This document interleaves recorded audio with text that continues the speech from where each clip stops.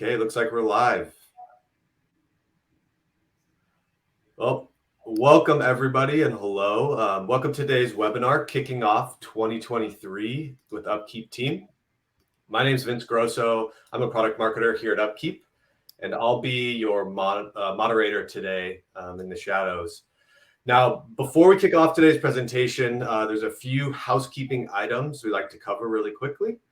We'd love for today's session to be interactive, so go ahead and drop your name and location in the chat box. And throughout the webinar, if you have any questions, please throw them in the questions feature there in your bottom right to submit any questions you have to us. We'll do our best at the end to answer any of those if we have time. If not, we will do some follow-up and try to answer them after the webinar.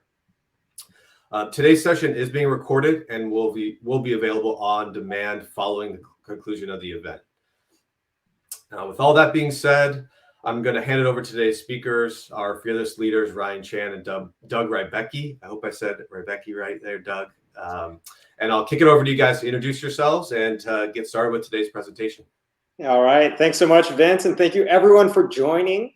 My name is Ryan. I'm the CEO and founder of Upkeep. I started the company about 7 years ago after working in a manufacturing plant myself and seeing some of the common challenges that I still see working in maintenance, reliability, and operations. Today, I'm really excited to be sharing a little bit more about what to expect with Upkeep over the next year and many years ahead. Doug? Hey, thanks, Ryan. I'm Doug Rybacki. I've been the Chief Product Officer here at Upkeep for just over a year. My one-year anniversary was actually last week. My team covers product management, product marketing, engineering, DevOps, security, and QA.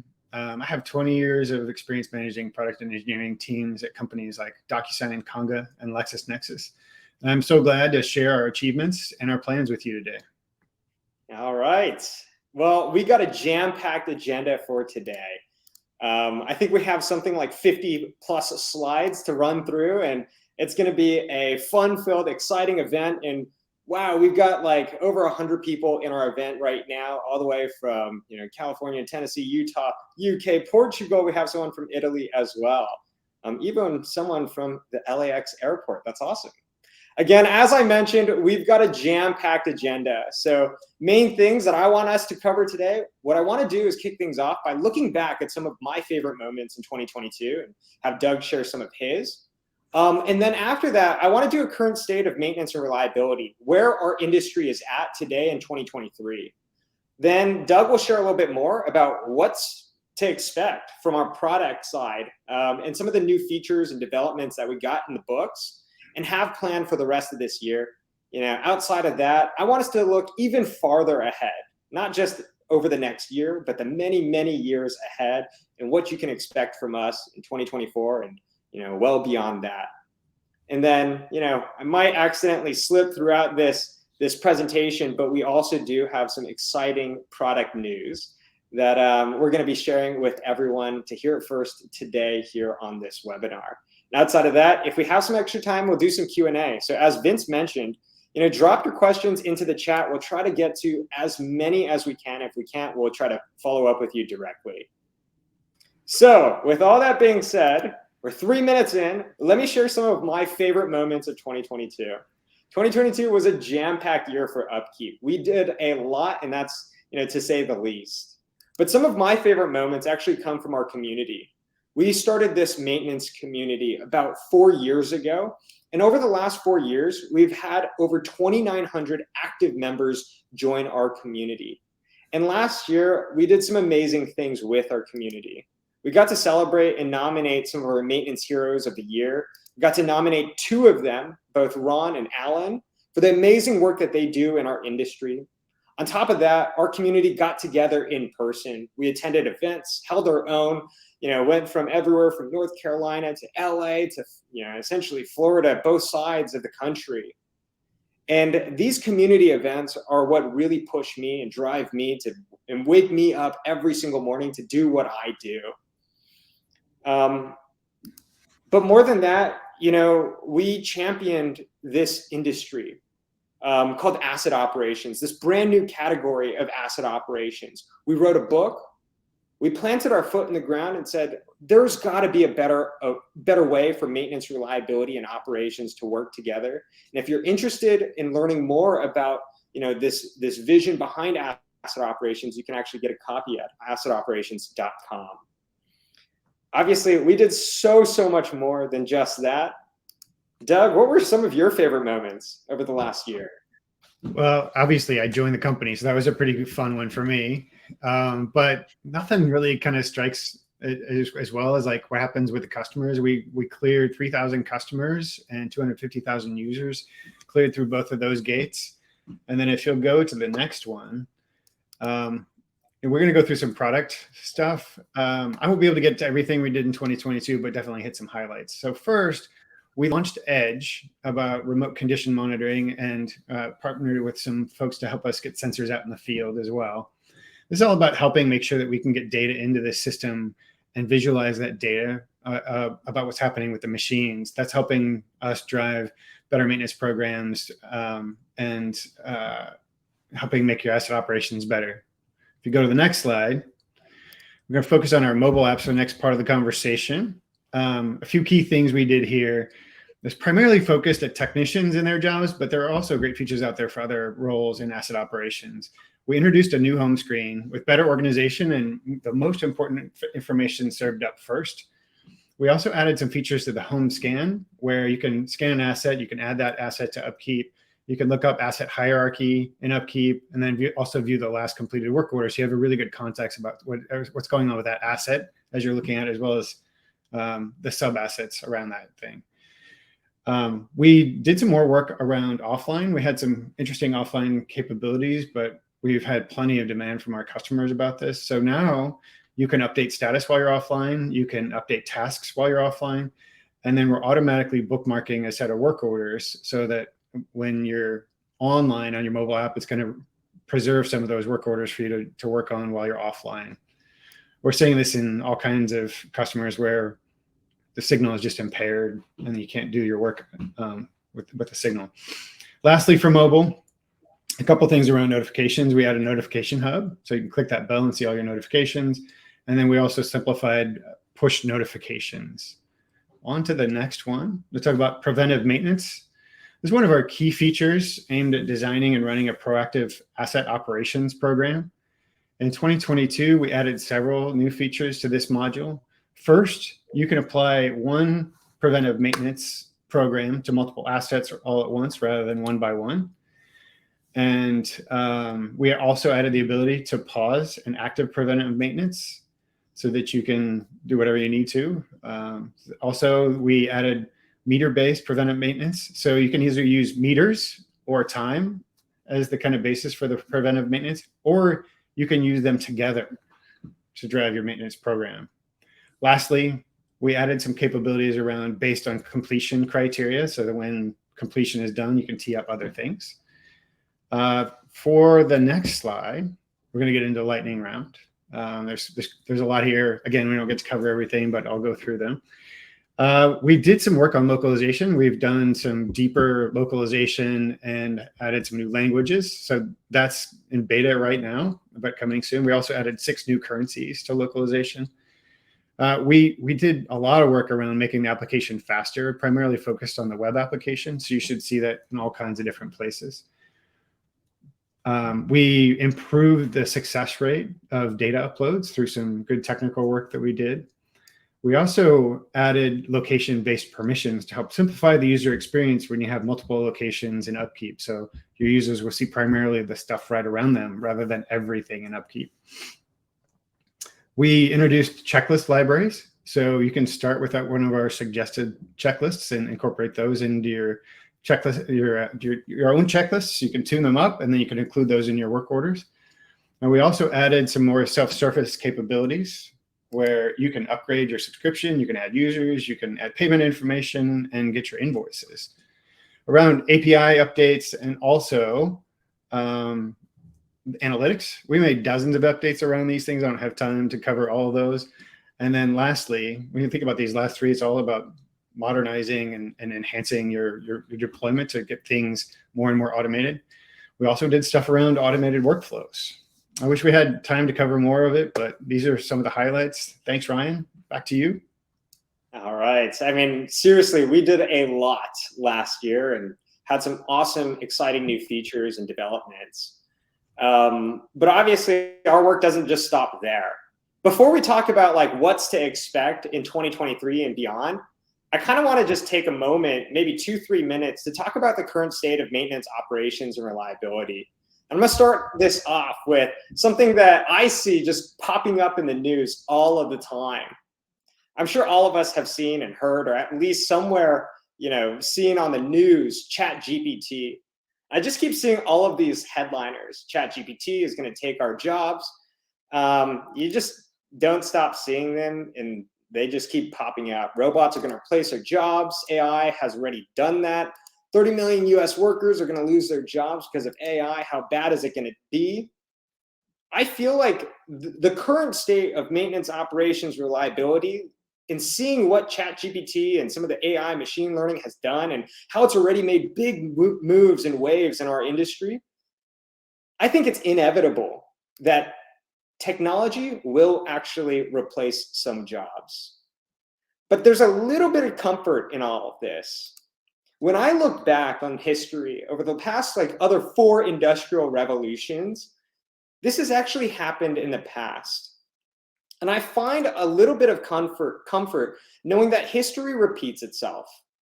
Because with every single new era comes a new generation of how we work.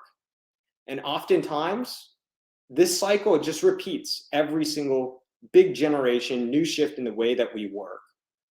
Business processes become more effective, more efficient. Low skill, low paying jobs are automated away, but it opens up this brand new category of new jobs for higher skilled workers, where it enables us to focus on education. And ultimately, over a course of few years, there's a higher standard of living, national wages go up. But I'm not going to say that it's easy, it's just going to fall into our laps. Instead, I believe that with this technological revolution that I believe is happening right now in our industry, it's up to us to embrace technology, learn, and adapt. So I feel like we're at this critical juncture in time where it really is up to us to embrace technology, which is why I feel so confident and excited to be talking about some of the cool new products and features that we're going to be working on this year. So with all that being said, Doug, what do we have to look forward to in 2023? Thanks again, Ryan. So going into the next slide, our product team is really research driven and feedback friendly. This is how we're building our product set. So your involvement with us is super helpful. I'm helping answer some questions on the side. But as you have things, let us know. If you've got user voice out there, you can contact support or your customer success manager to give us some of that feedback. So the themes that we're focused on at a high level is really where we started. Technician experience is one of the most important things we're doing. So there's a lot of ease of use going into that, but then also generally throughout all of the different aspects of the applications. And then, as you're going to hear a lot today, a lot of what we're trying to do is helping bring the machine data into Upkeep to help modernize the whole experience around building and executing a maintenance and operations reliability program. Okay, next. So here we go. Click. All right. First, we're going to talk about ease of use. Usability is one of the most important things we're focused on, from admins to technicians to infrequent requesters. We want Upkeep to be super easy to use. Data Hub, you're going to hear plenty more about Data Hub from Ryan in just a bit, but we'll be adding more functionality around the beta that we just started, different types of assets, and the focus is on those, the kinds of actions we can take once we have that data in there. That's going to drive some enhancements around meters, integrations, and additional types of data that we're going to bring in through Data Hub. Edge is going to be focused on an asset-centric view of the data and the actions associated with them. Obviously, some integration with Data Hub, and then getting deeper in from visualization to analytics of that data. We're adding custom data fields, primarily focused on 3 areas next. We've already added this to assets, but work orders, parts, and requests are our top priorities. So of course, we'll be happy to hear from you if you've got different priorities. We're adding more capabilities to our custom roles function to better enable larger rollouts of Upkeep for our customers. That's going to basically let you create your own role based on what capabilities those users should have. Next. We're adding more capability to search and making it easier to use. Next. We're adding work order drafts. You're going to see this first in the mobile app, and then it's going to be more deeply integrated with the whole platform. Next. We're deep into updating parts with a new design aimed at ease of use, and we'll be adding functionality for multiple inventory lines and a few other things. And this is likely going to have a follow-on on improving purchase orders next. That's what we're hearing from some of our customers. And lastly, we're adding custom statuses to work orders to help you better tie into your workflow and other systems with those statuses. All right, Ryan, back to you. All right. Thanks, Doug, for sharing a little bit more about what we have on the product roadmap for 2023. And, a tribute to Steve Jobs. But wait, there's more. All right. Before I talk a little bit more about what's to come, from a product perspective, I want to take some time to look farther ahead in 2024 and beyond. As I mentioned, I believe we're on this cusp of a brand new generation of technology that will dramatically shift the way that we work. We see how artificial intelligence, machine learning, deep learning is kind of where we're at right now. I believe that technology is going to dramatically shift the way that maintenance, reliability, and operations teams work together. But I think that there's a big problem, and the problem is that right now, data is the key to unlocking the full potential of humans, individuals, and teams. But right now, we've got all of this data, but it lives in silos. We now have more data and access to more data than ever before across your IoT systems, your PLCs, your ERPs, technical data like your EHR systems. But right now, this data is not shared across platforms or teams. It's fragmented across different systems, resulting in misaligned perspectives across the entire business. I believe that data is at the key to this entire new way that we work. But right now, the data doesn't work for us. It's actually working against us because we have so much that lives in so many different systems. And to put this into perspective, as we extend out just the next 5 years, the US BLS says that technician growth is going to continue to grow over the next 5 years, but by only about 3%. So 3% worker growth over the next 5 years. But what's interesting is that the number of connected devices, analysts predict there will be over 23 billion connected devices over the next 5 years, growing at 76% over the next 5 years. But what's even more interesting is that the amount of data that IoT devices will transmit is going to grow exponentially, over 422% over the next 5 years. But if you remember what I said, I believe that data is going to be the key to unlocking the full human potential in this entire new generation of how we work. But then what we also said was that data right now is siloed. To put all of this into perspective, again, I started this out talking about ChatGPT and how it's really just taken over a lot of the way that we work, or a lot of the way that we think we know how to work today. To put this into perspective, ChatGPT was trained on just 45 terabytes of text data.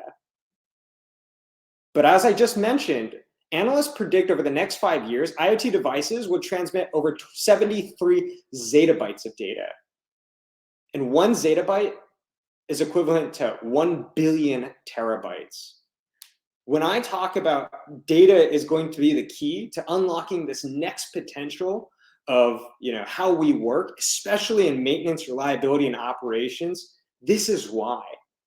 We will have so much data readily available, but it's up to us to harness the power of all of that data. It's coming, no matter what.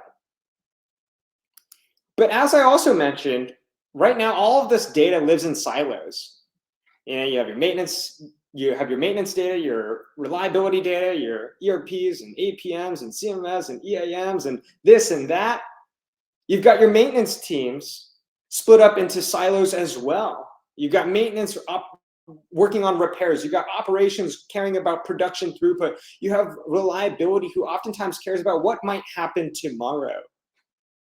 But not only is our data siloed, our teams are siloed too. Across maintenance, operations, reliability, we're all working on the same asset in parallel.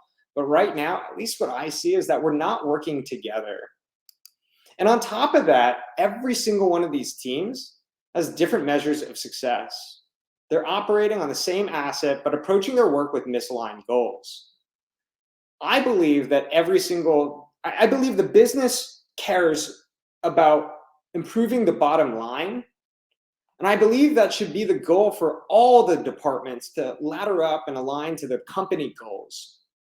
But right now, we're working so independently to achieve this common goal. And it ultimately lies upon these silos of teams and silos of data. What happens is you get this disconnected data, bad adoption to preventive maintenance, reliability, and operations, and it really prevents them from being successful. Again, you have these silos of different teams that each work on their own systems with their own data sets, but they're working in parallel, but they're not working together. And so ultimately, this is just not working, I believe, with maintenance, reliability, operations. If we really want to transform the next generation of how we work, this is just not working. And so our vision of the future is centered around asset operations. It's about transforming the entire industry's way of understanding and thinking about teams and departments.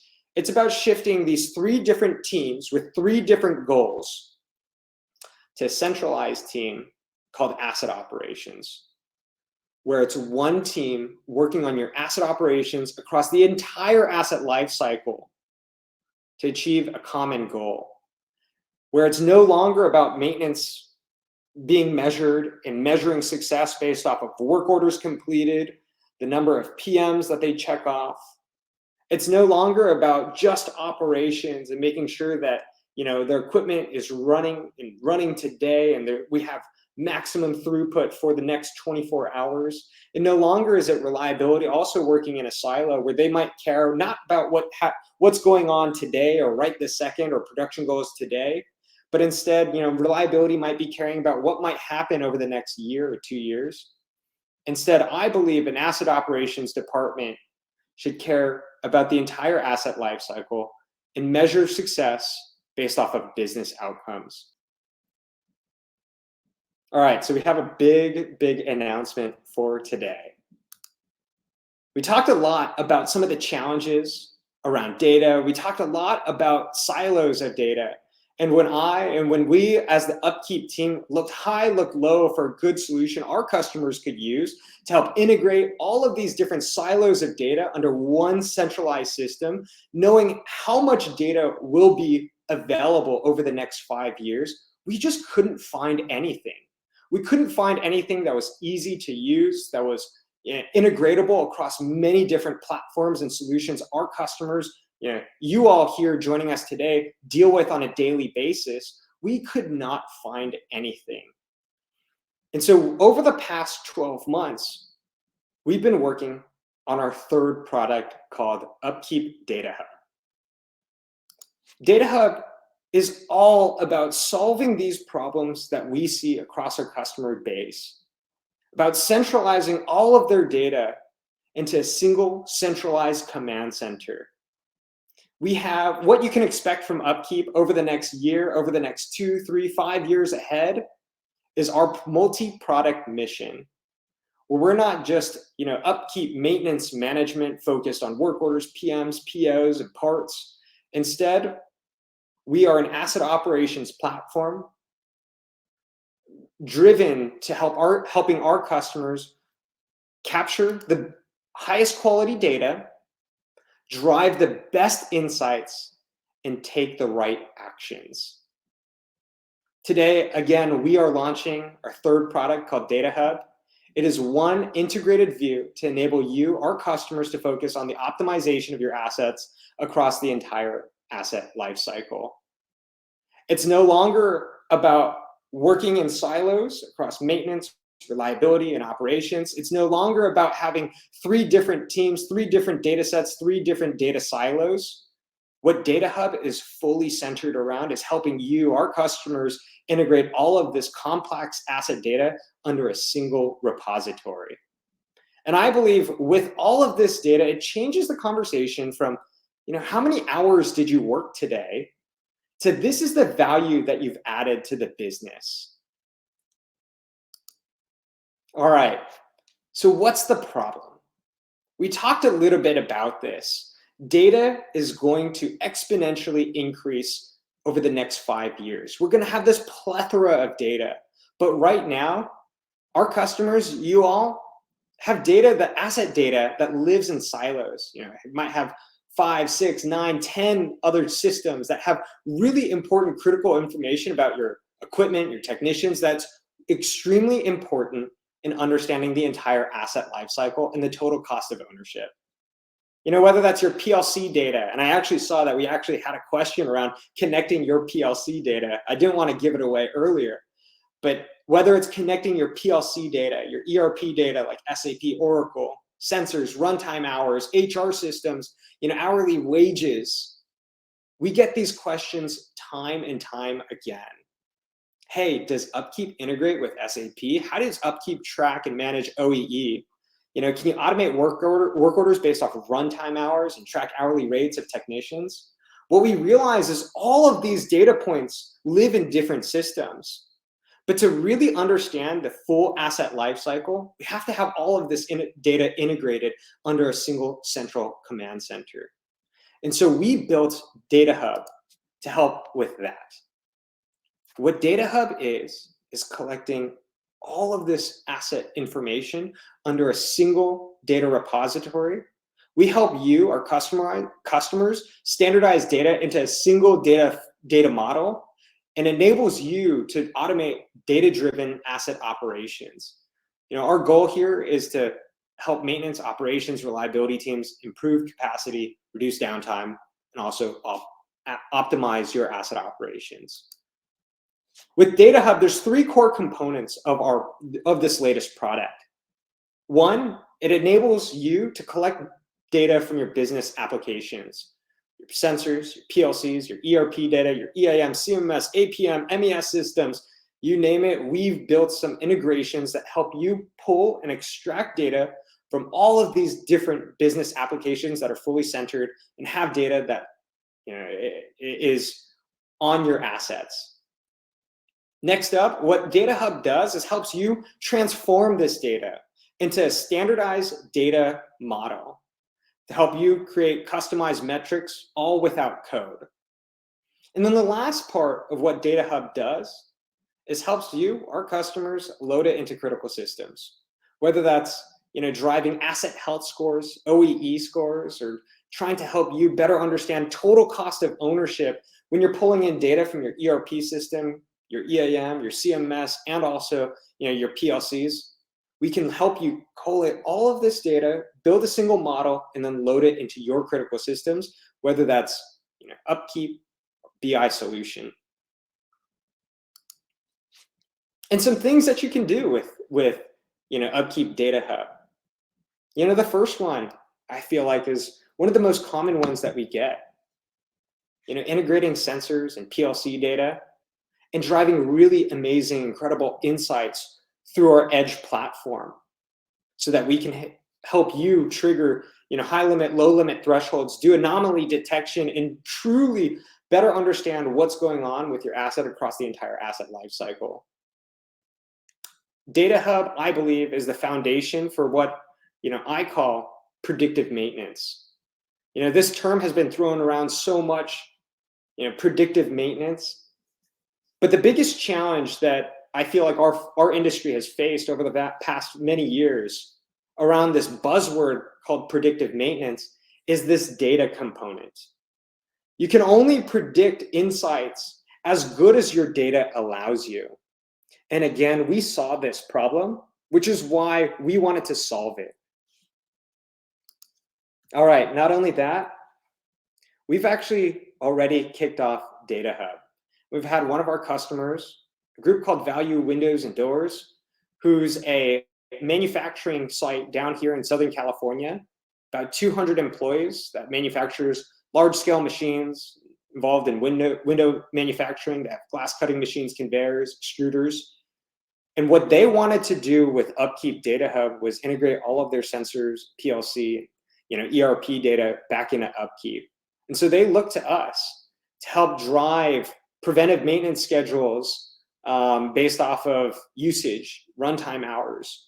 They wanted a single centralized command center where they can monitor the entire performance across their entire plant on a single dashboard. And ultimately, they were interested in better understanding how they could predict failures before they even happened.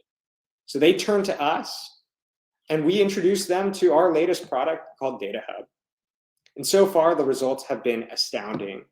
We've been able to set up direct integrations into their PLC systems, integrate all of their maintenance data and asset data from runtime hours to remote condition monitoring, directly feeding into Upkeep. And it's been absolutely incredible.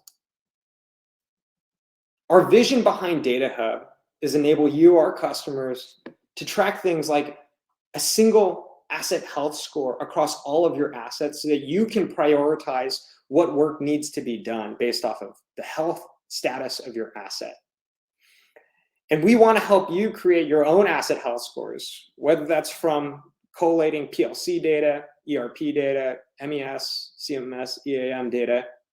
We want to help you track and manage OEE scores, criticality scores, and pipe all of that data into a single centralized command center. Data Hub, I believe, is going to be the next generation of, is going to be the roots of the next generation of how we work together as an organization and as an industry as a whole. As I mentioned, Data Hub is brand new. I mean, we are literally launching our third product today. And we're still in the very, very early stages of recruiting early adopters to start leveraging Data Hub for integrated asset sensor PLC data. If you're interested in learning more about how Data Hub can help support you, your operations, and give you better insights into your maintenance programs, let us know. Shoot us an email at datahub@upkeep.com. We'll reach out to you. We'd love to get something started. I mean, really, this is going to be groundbreaking, I believe, for the entire industry. And as we, come to a close today, I talked a little bit about our vision behind asset operations. We actually wrote a book on asset operations and the operating principle for any asset-intensive organization. If you're interested in learning more about this principle and this theory behind asset operations and joining maintenance, reliability, and operations teams under one centralized group, check out this book. I absolutely spent months writing this book and hours and days and nights writing this book. What's covered in our book are 3 parts. The first part is why asset operations management is important. The second one are the 8 pillars of asset operations. And then part 3 is all about implementing this theory strategy at your company. So again, if you're interested, get a copy at assetoperations.com. And also, just want to throw out one more call out. We are looking for new early adopters for Upkeep Data Hub. Please, please, please reach out. And with all of that, do you have any questions? You can also get in touch with me directly, Ryan at upkeep.com. Great. Can you all hear me? Pop back. Yeah. Okay, perfect. Well, thanks for all that. We had a lot of great questions and comments come through. Trying to field through them right now, but I have a couple here of note that we could dig into real quick. One of them is about the future of maintenance and operations work, maybe for both of you. are you seeing different industries or business types adjust in different ways to this new paradigm of work coming out of COVID? Ooh, good question. Maybe there's a few there's like so many components to that. So one is like the rise of, let's call it like AI, machine learning. This is so novel and new that I think we're going to start seeing shifts in the industry happening this year. Like it's quite incredible, like how fast AI, machine learning, and the rise of ChatGPT has taken over the course of literally 1 month. So I think we haven't really seen the effects of that. But what we have seen from our customers, and I'm sure everyone here in this webinar today is feeling this, seeing this, is the rise of remote work. It's been almost 3 years since COVID and everyone going into lockdown. I think what we realized was that there is an ability for even industrial jobs, some industrial jobs, to work remotely. We saw a big shift in supply chain from moving from just in time to just in case, back to pull every single piece of inventory that we have. And I think what we're starting to see is the entire industry shifted towards everyone working from home. Everyone working in person to everyone working at home. And I think we're finding this interesting medium between the two. And these are some of the, I feel like, interesting call outs in how we work, and the dramatic shift in how we work has changed over the last 3 years in industrial settings. And I think it's only gonna, this change is only gonna accelerate, especially with the rise of data. Yeah, to follow on to that, it was kind of interesting. One of our other Data Hub proof of concept implementations was at a remote facility where there were machines, but typically not people, even pre-COVID. And so being able to have the machines tell us what's going on with them helps everybody work from wherever they need to be. And then we can proactively get to those machines based on what they're trying to tell us. So it kind of ties into the rest of what we were talking about today about how do we listen to everything that we should in order to get people where they need to be. Sometimes home is probably the best place for people to be still. So we're getting a lot more questions about Data Hub. It seems like everyone's getting as excited as we are about it. What are some of the rules of engagement or process if somebody wants to engage with us and get started? What does that all look like? You want me to go? Well, cool. This is a super good question. And I answered a couple of questions in the question forum. People were asking, how can we automatically get meters to populate? And how can we use PLC data? And those are the right questions to be asking. As you're thinking about how you would get that PLC or sensor data coming into Upkeep, I think the first thing to think about is, in order to prove the viability for you for this, is which assets are absolutely the most important assets, the critical assets in your operation, and setting up a pilot with those and getting the data coming in, feeding meters, changing your maintenance program on those so that you're optimizing productivity and minimizing downtime. And then figure out, how do we go from that on our most critical assets, where you're going to see the biggest bang for your buck, to the rest of your assets and going forward. So the most obvious thing to do is, again, reach out to us on the email, and we'll talk to you about how we can get you set up and moving forward with us on Data Hub. Ryan, you got anything to add? I second everything you said, Doug. Reach out to us. We'd love to learn a little bit more. Again, we're recruiting early adopters for Data Hub. There's a long ways for us to go, but it's something that I'm incredibly excited and passionate about. I really do believe that data is going to be the key foundation to changing the way that we work. And we already talked about some of the changes and shifts that we've seen over the last 3 years. That shift is only going to accelerate with higher quality, more robust data. And we try to make it as easy as possible for everyone to get in contact. We actually created an email just for Data Hub communication. So feel free to shoot us a note at datahub@upkeep.com, or visit the website and let us know you'd like to speak there. We're happy to get connected with you and talk through your use case and get you started. I also want to throw out another plug for community. We've seen our maintenance community really grow and expand, and are seeing a lot of engagement from the broad maintenance operations and reliability community. We'd love your help getting over the 3,000 member mark. So please visit upkeep.org to join that community and get engaged. It's a great place to ask and answer questions, to engage with other professionals in the maintenance operations and reliability space. And we'd love to see you there and interact with you there as well. That's really all we had for today. Ryan or Doug, if there's anything you'd like to add at the end here to round things out. No, I just want to thank everyone for spending the time with us to share a little bit more about what we accomplished in 2022, some exciting new product features, upcoming in 2023. And ultimately, I really appreciate everyone for spending the time to enable me to share a little bit more about what I'm most excited about over the next, year, 2 years, 5 years, 10 years ahead about our industry. So thank you, everyone. Really appreciate you being here and spending time with us. Doug? I'd like to echo the thanks. And then just a reminder, if anybody wants to get in touch with us about feedback or participating in beta programs or anything about how we're building product, please do reach out and we'll get you incorporated in how we're doing all this. Thank you so much. And maybe the last thing that I'll throw out there, it sounds like a lot of people are interested in getting the recording. Do not worry. The recording actually gets sent out to everyone right after this webinar ends. So you should probably have the link to the recording over the next hour or two.